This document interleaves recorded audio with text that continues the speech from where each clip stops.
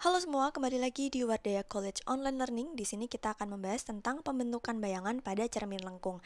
Cermin lengkung yang dimaksud di sini adalah cermin cekung dan cermin cembung ya. Kita akan bahas satu persatu. Yang pertama, cermin cekung dulu ya. Cermin cekung bentuknya seperti ini. Ini bagian depan nih, di mana nanti objeknya akan ada di sini. Kemudian di sini pada cermin cekung itu ada yang namanya titik pusat kelengkungan. Caranya nyarinya gini. Kita ilustrasikan dulu, ini teruskan sampai terbentuk lingkaran gitu dari kelengkungan si cermin. Nah, pusat dari lingkarannya itu kita sebut sebagai titik pusat kelengkungan si cerminnya. Kita sebut C. Kemudian di sini ada titik P. Titik P itu adalah titik pusat bidang pantulnya. Kemudian di antara C dan P ini ada titik fokus F. Jarak dari titik fokus ke cermin itu kita sebut sebagai F ya. Ini ke sini, itu jaraknya F. Kemudian untuk jarak dari C ke cermin itu sama aja kayak jari-jari dari kelengkungan si cerminnya. Nah, berarti si F ini adalah setengah dari jari-jari ya. Setengah jari-jari cerminnya, gitu.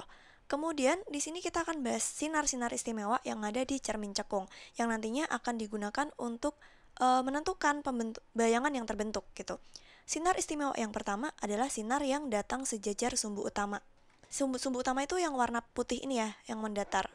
Sinar ini nantinya akan dipantulkan melalui titik fokusnya. Nah, kayak gini.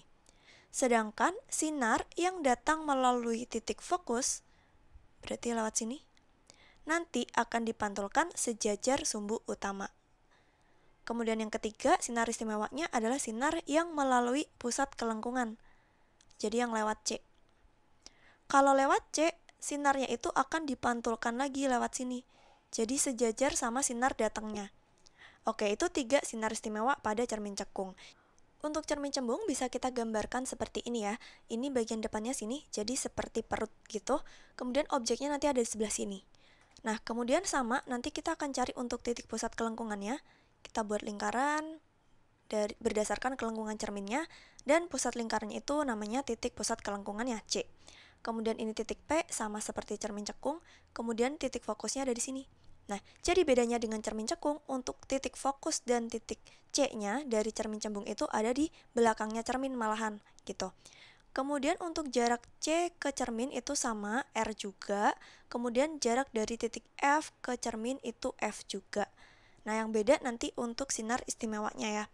Untuk sinar yang datang sejajar sumbu utama, nanti akan dipantulkan seakan-akan dari titik fokus. Jadi kayak gini. Nah, ke sana. Sedangkan sinar yang menuju titik fokus, jadi misalkan sinarnya itu menuju ke sana, nanti akan dipantulkan sejajar sumbu utama. Kemudian, kalau ada sinar yang menuju titik pusat kelengkungan, nanti akan dipantulkan lewat sini lagi ya, sejajar sama sinar datangnya. Oke, itu untuk sinar-sinar istimewanya.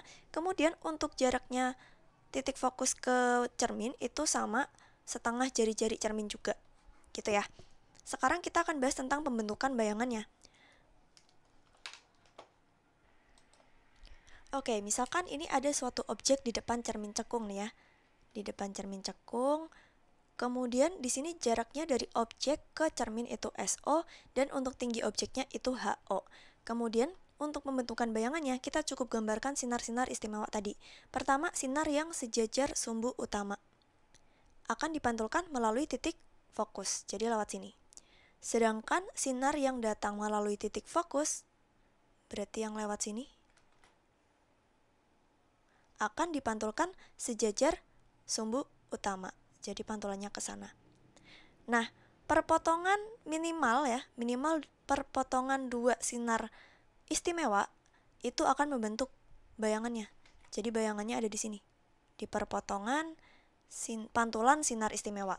Jadi di cermin cekung, bayangan itu dibentuk oleh minimal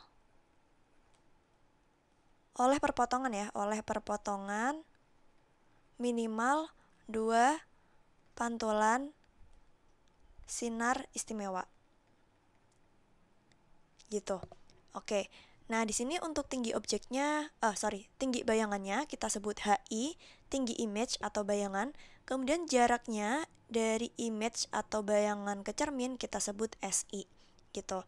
Kemudian tadi jarak titik fokus ke cermin itu F ya. Nah, di sini akan berlaku perbesaran bayangannya atau perbesaran cerminnya itu sama dengan tinggi dari bayangan HI dibagi dengan tinggi dari objeknya HO, gitu aja. Nah, kemudian di sini juga berlaku 1/F itu sama dengan 1/SO tambah 1/SI, gitu ya. Di sini nggak akan saya turunkan karena nanti nggak cukup. Oke, selanjutnya kita bahas untuk pembentukan bayangan di cermin cembung.